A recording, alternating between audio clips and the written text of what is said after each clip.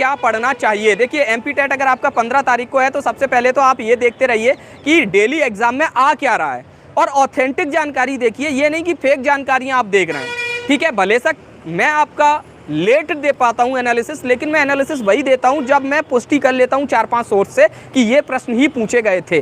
ठीक है, फिर उन प्रश्न को आप गूगल पे सर्च कीजिए, उससे रिलेटेड जो भी डाटा मिलता जाए उसको लिखते चलिए और उसके नोट्स तैयार करते चलिए और उनको याद करते चलिए। ठीक है, तो उससे रिलेटेड क्वेश्चन आपके आ जाएंगे। एमपीटेट मेरा 26 को है, पैटर्न चेंज होगा क्या? देखिए पैटर्न के बारे में अगर आप देखते रहे हो, जो भी इस तरीके के प्रश्न आते हैं ये आपके क्या एक कंबाइंड क्वेश्चन बैंक बनाई जाती है। जैसे वो कंबाइंड क्वेश्चन बैंक बनाई गई, एक टॉपिक के 50 क्वेश्चन हैं, उसमें से मान के चलिए हर शिफ्ट में एक एक क्वेश्चन देना था।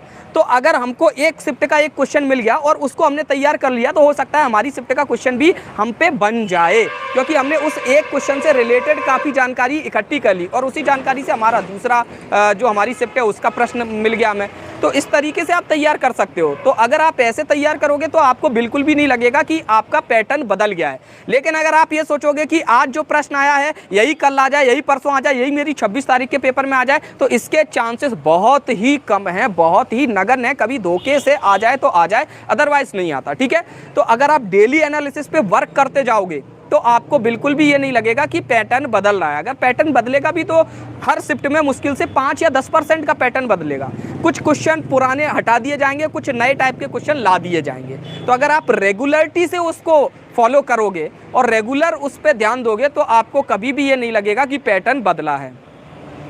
और अगर आप ध्यान से देखोगे 5 तारीख की पहली शिफ्ट, दूसरी शिफ्ट और तीसरी शिफ्ट, इन तीनों शिफ्ट के हमको गणित के बहुत सारे क्वेश्चन मिले हैं और गणित के शिफ्ट क्वेश्चंस में कुछ भी चेंज नहीं है। अगर आपकी एक शिफ्ट में 77/84 प्लस 27/84 पूछा गया है तो दूसरी में 177/836 प्लस 277/836 ऐसा प्रश्न पूछा गया है। एक में बड़ी भिन्न पूछी गई है तो दूसरे में भी बड़ी भिन्न या छोटी भिन्न ही पूछी गई है। तो इसी तरीके के प्रश्न आपके आए हुए हैं।